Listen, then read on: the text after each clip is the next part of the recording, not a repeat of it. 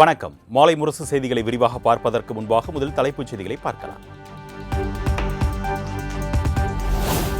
நாடு முழுவதும் அமலுக்கு வந்தது திருத்தப்பட்ட ரயில் கட்டண உயர்வு. 216 முதல் 750 கிலோமீட்டர் வரை 5 ரூபாயும், 751 முதல் 1250 கிலோமீட்டர் வரை 10 ரூபாய் என கட்டண உயர்வு நடைமுறை.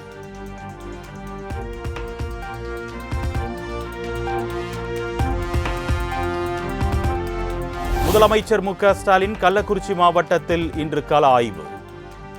1774 கோடி ரூபாயில் முடிவுற்ற பணிகளை திறந்து வைத்தும் புதிய பணிகளுக்கு அடிக்கல்லும் நாட்டுகிறார்.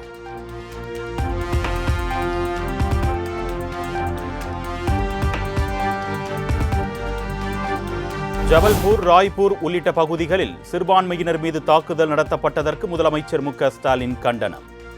நல்லிணக்கத்தை விரும்பும் நாட்டு மக்கள் எவராலும் ஏற்றுக்கொள்ள முடியாது என்றும் எக்ஸ் தளத்தில் பதிவு.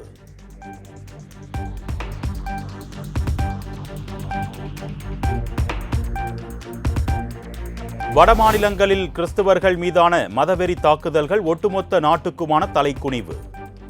மதவெறியர்களின் அட்டூழியங்களை ஒருநாளும் அனுமதிக்க முடியாது என்று சீமான் திட்டவட்டம்.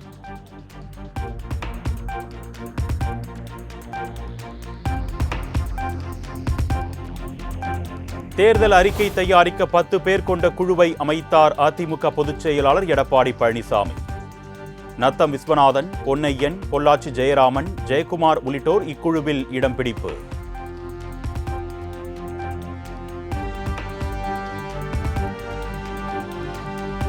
பாஜக அதிமுக கூட்டணியில் தேமுதிகவுக்கு 6 தொகுதிகள் ஒதுக்கப்பட்டதாக அறிவித்த கட்சி அழிவை சந்திப்பது உறுதி.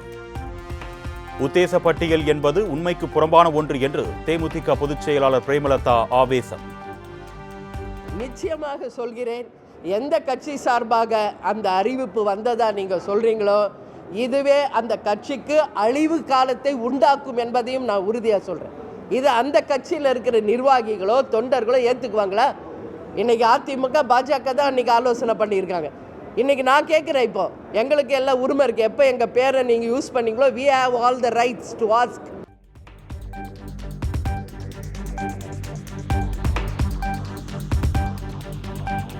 முதலமைச்சர் மு.க. ஸ்டாலின் எதிர்க்கட்சித் தலைவர் எடப்பாடி பழனிசாமியுடன் தேமுதிக பொருளாளர் எல்.கே. சுதீஷ் சந்திப்பு. தேமுதிக நிறுவன தலைவர் விஜயகாந்தின் 2ஆம் ஆண்டு குரு பூஜைக்கு அழைப்பு விடுத்திருப்பதாக எல்.கே. சுதீஷ் பேட்டி. எல்லா கட்சிக்கும் கொடுக்க போகிறோம். எல்லா தமிழகத்தில் உள்ள அனைத்து கட்சிக்கும் கொடுக்க போகிறோம். தமிழகத்தில் முதலமைச்சருக்கும் சற்று நேரம் சென்று நேரில் கொடுக்க போகிறோம். நிகழ்ச்சி என்ன பிளான் பண்ணியிருக்கோம்? குரு பூஜை இல்லை, குரு பூஜை என்றது தலைவருடைய எங்களுடைய தொண்டர்கள் அனைவரும் எங்களுடைய தலைவரை குருவாக ஏற்று தமிழகத்தில் இருக்கின்ற லட்சக்கணக்கான எங்களுடைய தொண்டர்கள் அன்று காலை 5 மணிலிருந்து தமிழகத்தில் அனைவரும் வர போகிறாங்க. தலைவருடைய கோயிலில் 10 எல்லாம் அவருடைய அந்த விழாவில் கலந்துக்கிறாங்க.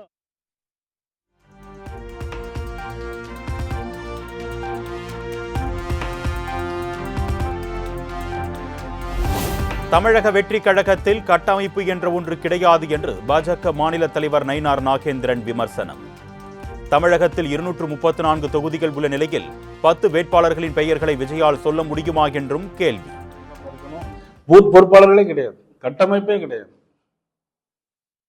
யார் வேட்பாளர் இப்ப அவங்க சொல்ல முடியுமா? சொல்ல முடியாது. 234 தொகுதி இருக்கு. வரிசையா ஒரு 10-15 பேரை வரிசையா சொல்லுங்க பார்ப்போம். ரெண்டாவது அதுக்கு பிறகு பேசிக்கலாம்.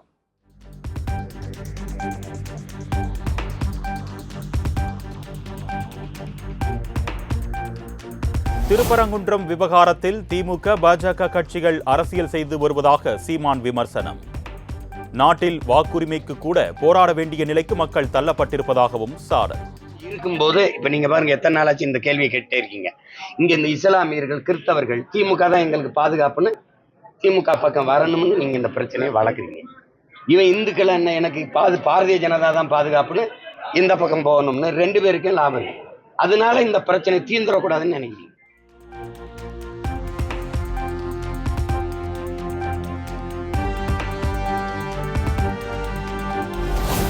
பிளம் கேக்கை சாப்பிடுவது யார் என்ற போட்டி திமுக தவேக இடையே நிலவுவதாக அண்ணாமலை விமர்சனம். கிறிஸ்துமஸ், ரம்ஜானுக்கு முதல் ஆளாக வாழ்த்து சொல்லும் முதலமைச்சர் தீபாவளிக்கு மட்டும் வாழ்த்து கூறாதது ஏன் என்றும் கேள்வி. தமிழக வெற்றி கழகத்தை கூட்டிருக்கிறீங்க, அரண்மனை கிறிஸ்துமஸ் பெருவிழாவுக்கு, அதனால் நாங்கள் வரமாட்டோம்னு அவங்க ரெண்டேத்துக்குள்ள கிறிஸ்துமஸ் விழால யாரு கேக் சாப்பிடுவாங்கன்னு டிவிகேவுக்கும் டிஎம்கேக்கும் சண்டை. அந்த பிளம் கேக் முதல்ல நீ சாப்பிடுவியா, பிளம் கேக் முதல்ல நான் சாப்பிடுவேன். நான் அது அரண்மனை விழாவில் நம்ம பார்க்கிறோம். அப்ப யார் எந்த அரசியல் செய்யறாங்கிறத நம்ம பார்த்துக்கணும்.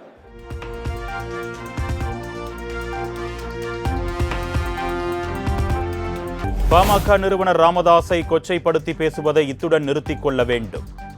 அன்புமணிக்கு பாமக கௌரவ தலைவர் ஜி.கே. மணி எச்சரிக்கை. தயவு செய்து கேட்கிறேன், அன்போடு கேட்டுக்கொள்கிறேன், எச்சரிக்கையோடும் தெரிவித்துக் கொள்கிறேன். மருத்துவரையாவை நீ கொச்சைப்படுத்தாதீங்க, அவமானப்படுத்தாதீங்க. அப்படி செய்ய செய்ய அவர் வேதனைப்படுவது மட்டுமல்ல, கண்கலங்கிறாரு, அதோட இன்னும் வேகமாறாரு. நீங்க பேச பேச இதெல்லாம் செய்ய செய்யதான் மருத்துவரையாவினுடைய வலிமை மக்கள் மத்தியில் அதிகரிச்சுட்டே இருக்குது ஒவ்வொரு நாளும்.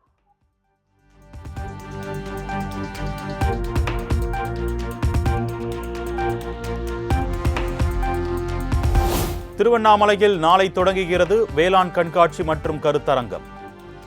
2 நாட்கள் நடைபெறும் நிகழ்ச்சியில் பங்கேற்க விவசாயிகளுக்கு அமைச்சர் எம்.ஆர்.கே. பன்னீர்செல்வம் அழைப்பு.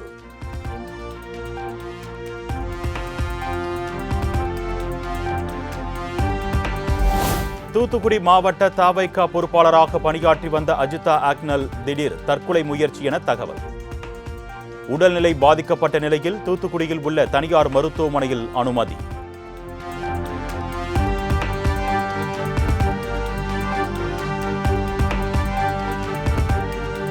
ஆயிரக்கணக்கான அப்பாவி மக்களை காவு வாங்கிய சுனாமி நினைவு தினம் இன்று அனுசரிப்பு. சுனாமி பேரலை தாக்கி 21 ஆண்டுகள் நிறைவடைந்த நிலையில் கடலில் பூக்களை தூவி மக்கள் கண்ணீர் அஞ்சலி செலுத்துகின்றனர்.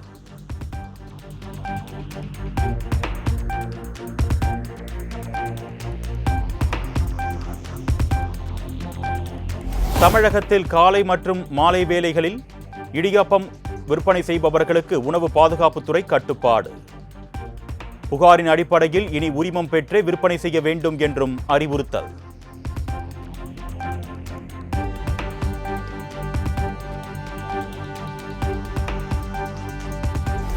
பாரம்பரிய தேயிலை செடியில் இருந்து உருவாகாத மூலிகை மற்றும் தாவர அடிப்படையிலான பானங்களை இனி தேநீர் என்று சொல்லக்கூடாது. பிற பானங்களுக்கு டீ என்று பெயர் வைப்பது குழப்பங்களுக்கு வழிவகுப்பதாக இந்திய உணவு பாதுகாப்பு மற்றும் தரநிலைகள் ஆணையம் விளக்கம்.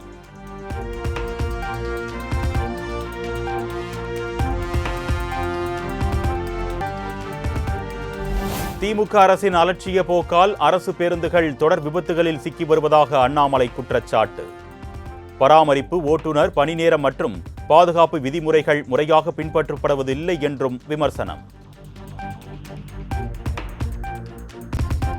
கிறிஸ்துமஸ் தாத்தா வேடம் அணிந்து தாம்பரம் மதுரவாயில் பைபாஸ் சாலையில் அட்ராசிட்டியில் ஈடுபட்ட இருசக்கர வாகன ஓட்டிகள். பைக் சாகசத்தில் ஈடுபட்ட இளைஞர்களால் அச்சத்தில் ஆழ்ந்த பொதுமக்கள். கிருஷ்ணகிரி அருகே நள்ளிரவு கிறிஸ்துமஸ் கொண்டாட்டத்திற்கு தேவாலயம் சென்றவர்கள் வீடுகளை குறிவைத்து கொள்ளையர்கள் கைவரிசை. 30 சவரன் நகைகள், 1 கிலோ வெள்ளி, 2 லட்சம் ரூபாய் ரொக்க பணம் கொள்ளை.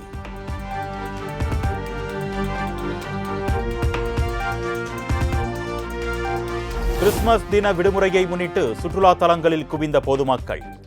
குடும்பத்தினருடன் விடுமுறை கொண்டாடி உற்சாகம்.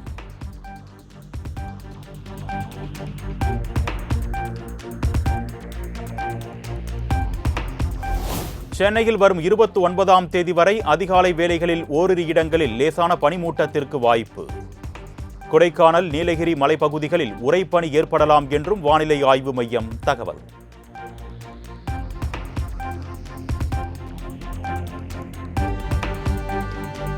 திருப்பதியில் ஏழுமலையான் கோயிலில் ஸ்ரீவாணி ஆஃப்லைன் டிக்கெட் நாளை முதல் 3 நாட்கள் ரத்து. பக்தர்கள் கூட்டம் அதிகரித்து காணப்படுவதால் திருப்பதி தேவஸ்தானம் அறிவிப்பு.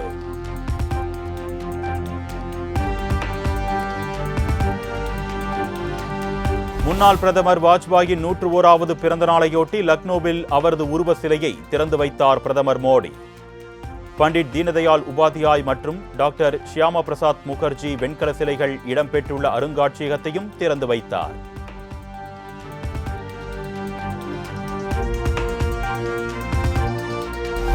லக்னோவில் ராஷ்டிர பிரேரணா ஸ்தல அருங்காட்சியகத்தை திறந்து வைத்தார் பிரதமர் மோடி. பாதுகாப்புத்துறை அமைச்சர் ராஜ்நாத் சிங், முதலமைச்சர் யோகி ஆதித்யநாத் உள்ளிட்டோர் நிகழ்ச்சியில் பங்கேற்பு.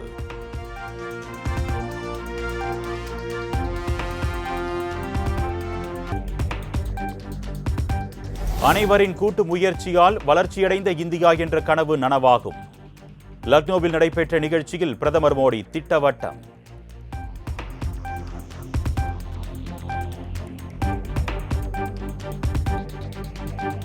டெல்லியில் இன்று தொடங்குகிறது 5வது தேசிய தலைமை செயலாளர்கள் மாநாடு.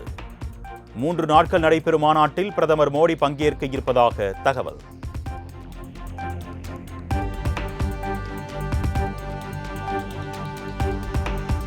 கம்போடிய எல்லையில் இருந்து பகவான் விஷ்ணு சிலையை இடித்து அகற்றிய தாய்லாந்து ராணுவத்திற்கு இந்தியா கடும் கண்டனம். உலகம் முழுவதும் உள்ள இந்துக்களின் நம்பிக்கையை அவமதிக்கும் செயல் என்றும் மத்திய வெளியுறவுத்துறை காட்டம்.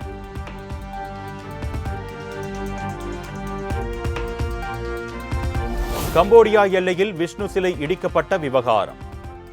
சிலையை அகற்றும் நடவடிக்கை எந்த மதம், நம்பிக்கைகள் அவமதிக்கும் நோக்கம் கொண்டவை அல்ல என்று தாய்லாந்து விளக்கம்.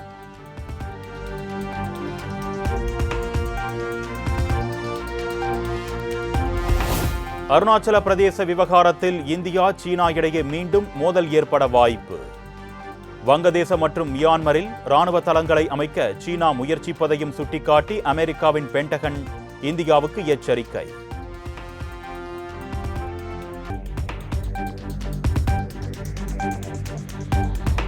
ஃபேஸ்புக், எக்ஸ் மற்றும் இன்ஸ்டாகிராம் உள்ளிட்ட சமூக ஊடகங்களை பயன்படுத்த ராணுவ வீரர்களுக்கு கட்டுப்பாடு. ரகசிய தகவல்கள் கசிவதை தடுக்க ஊடகங்களில் கருத்துக்களை பதிவேற்ற செய்யவும் பதிவிடவும் தடை.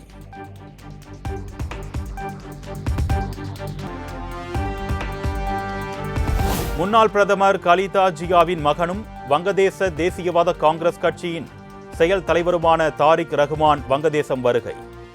17 ஆண்டுகளுக்கு பிறகு வருகை தந்தவருக்கு டாக்கா விமான நிலையத்தில் உற்சாக வரவேற்பு.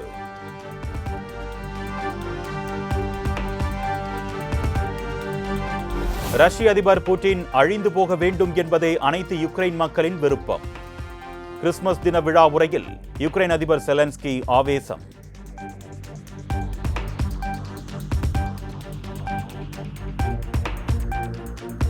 தி லயன் கிங் படத்தின் மூலம் பிரபலமடைந்த இளம் நடிகை இமானி ஸ்மித் கத்தியால் குத்தி படுகொலை செய்யப்பட்ட விவகாரம். இமானியின் ஆண் நண்பர் ஜோர்டான் டி ஜாக்சனை கைது செய்து அமெரிக்க போலீசார் விசாரணை.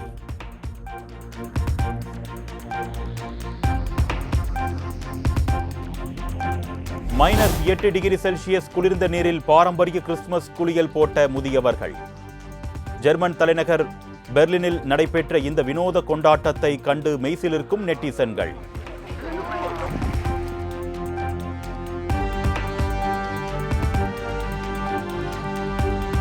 மூன்றாவது T20 கிரிக்கெட் போட்டியில் இந்தியா, இலங்கை அணிகள் இன்று பல பரீட்சை. தொடரை வெல்லும் முனைப்பில் இந்திய அணி தீவிரம்.